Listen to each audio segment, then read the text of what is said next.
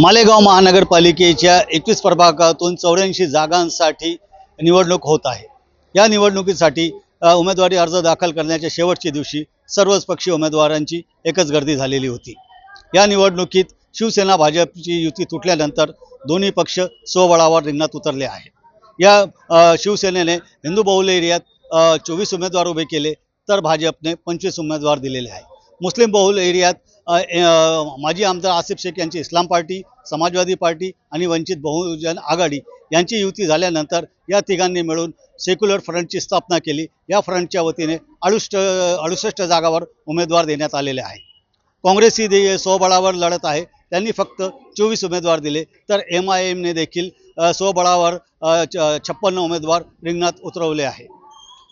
मुस्लिम एरियात चौरंगी लढत होणार असून हिंदू बहुल एरियात भाजप आणि शिवसेना यांच्या मध्ये सरळ लढत होणार असल्याचे चित्र आहे।